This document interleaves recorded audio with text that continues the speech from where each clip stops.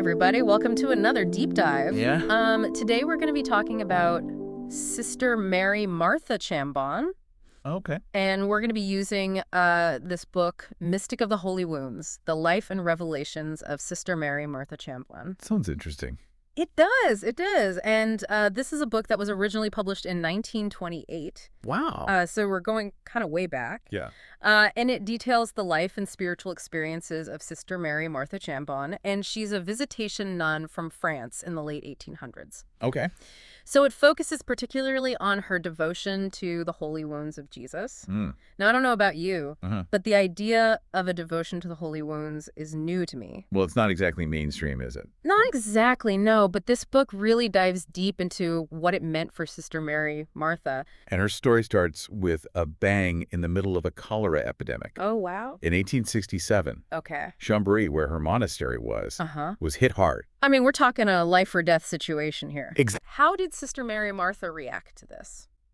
Well, I mean, she did what anyone of faith would do. She prayed. Okay. She prayed hard. Yeah. She pleaded with Jesus to protect her community at the Visitation Monastery.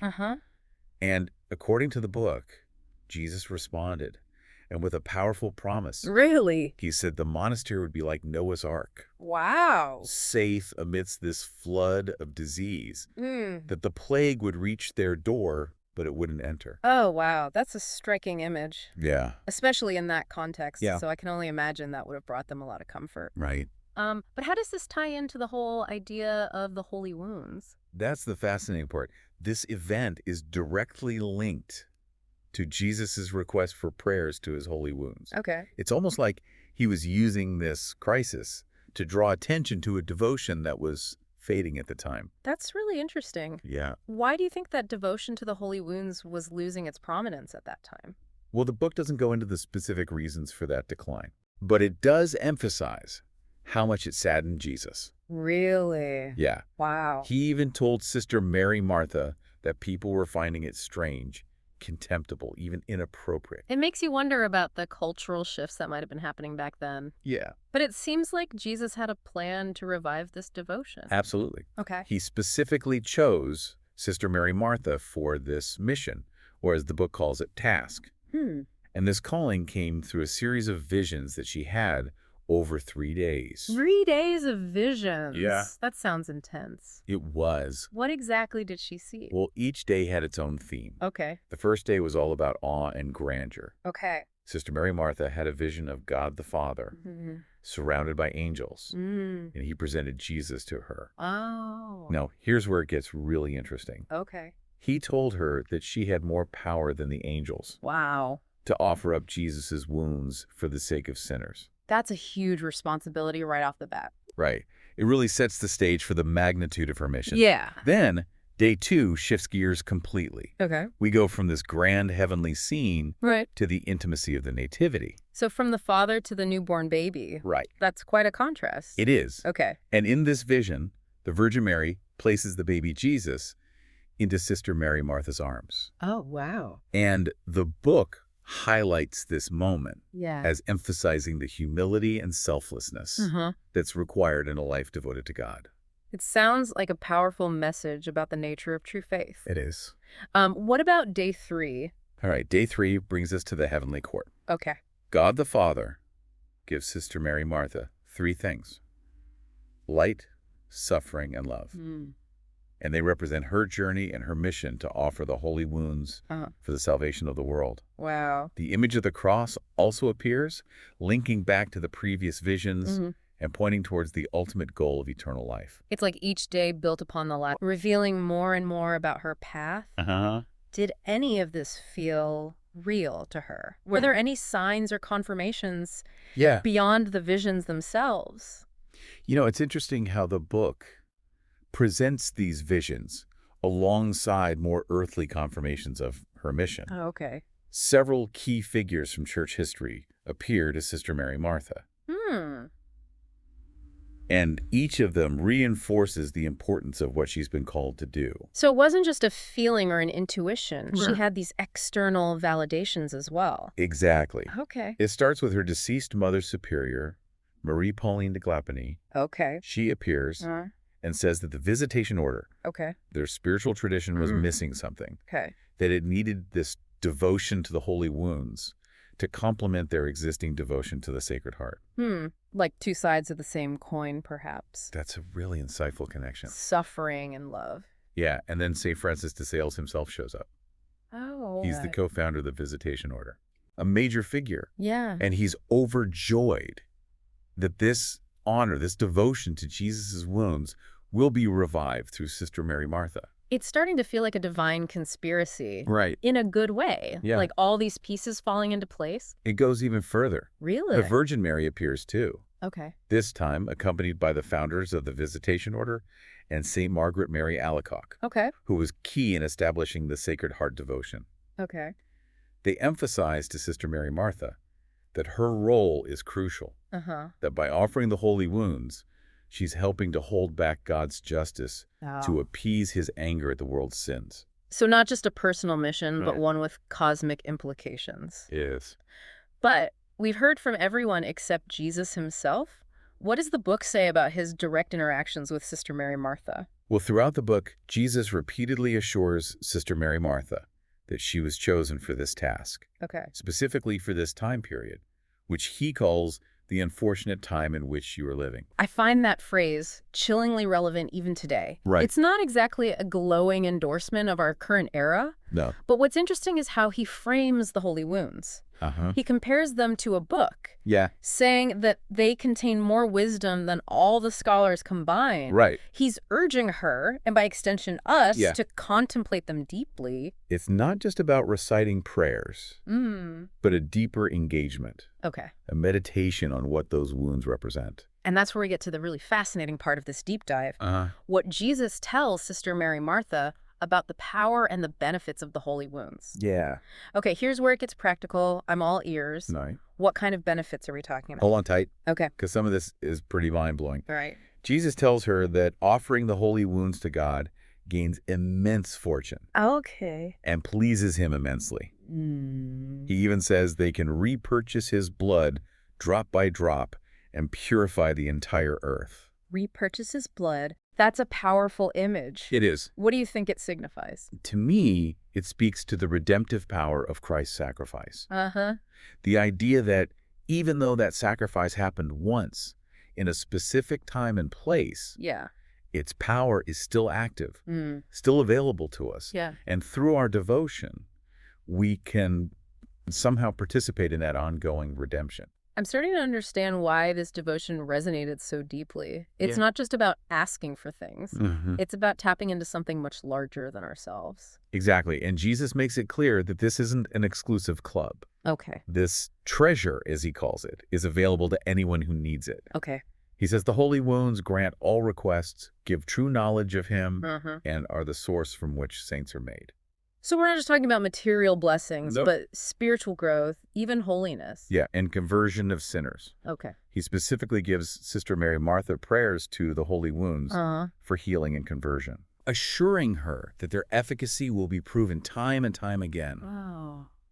He even urges priests to share these prayers with those seeking forgiveness.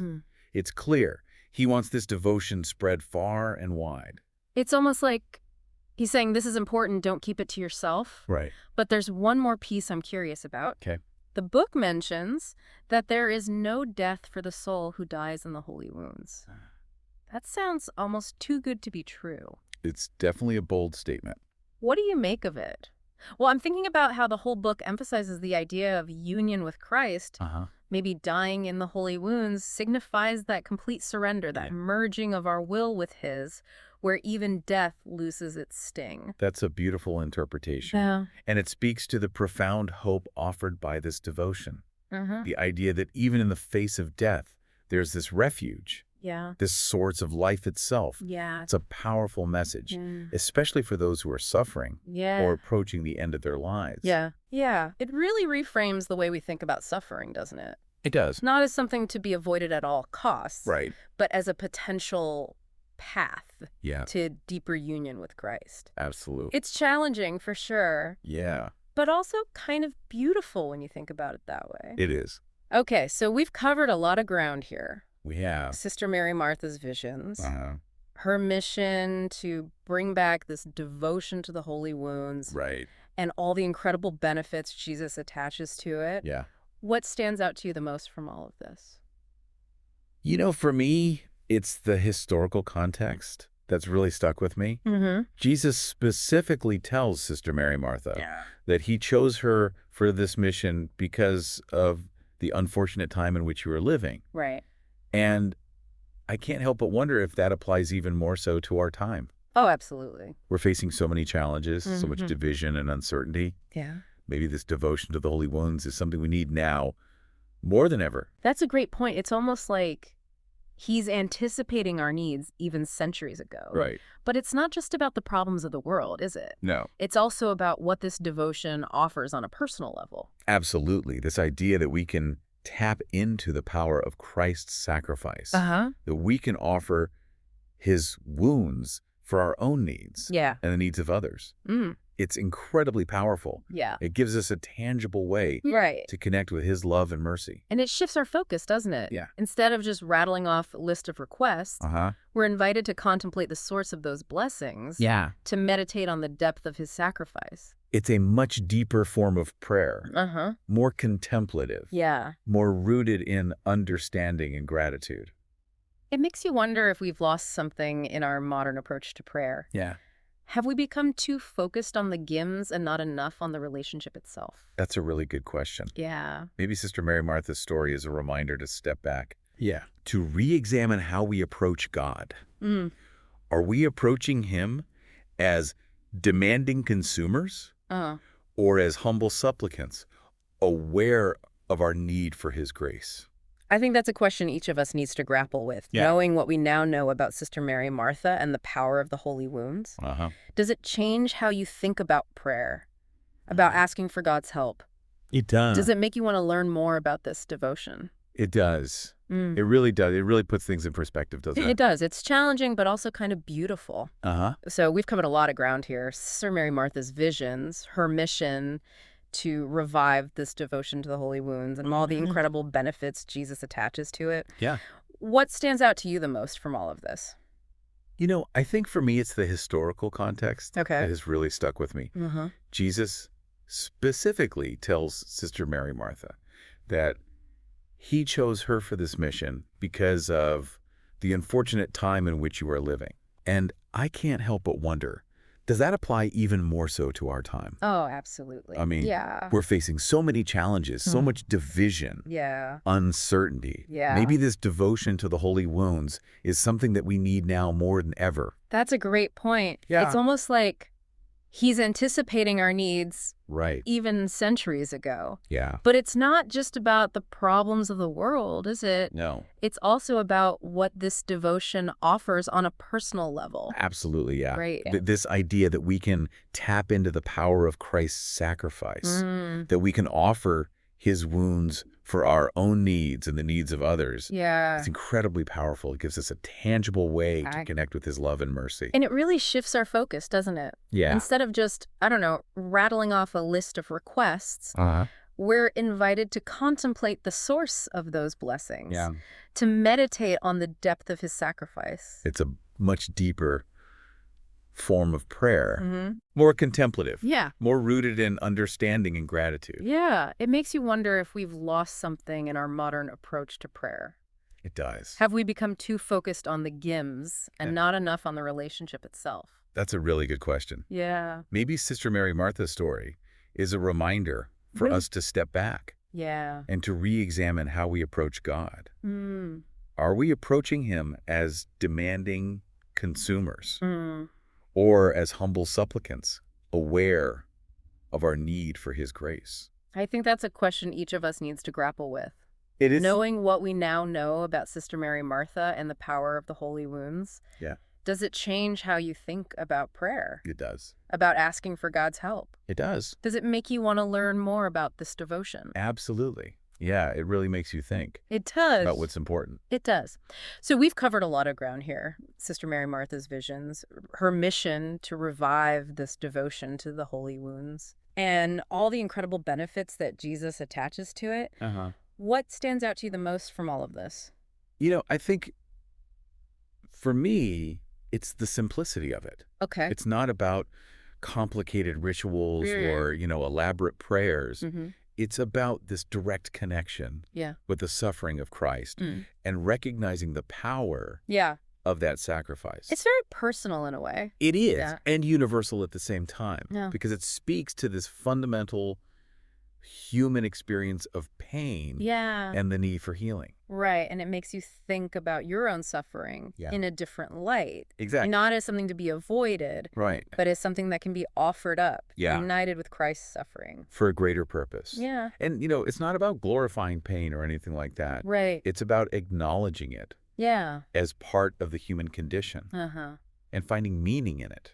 Through this connection with Christ. Yeah. So I guess the question for our listeners is, how does this resonate with you? Does this change how you think about suffering? Yeah. About your own relationship with God? About prayer. Yeah, and about how you ask for his help.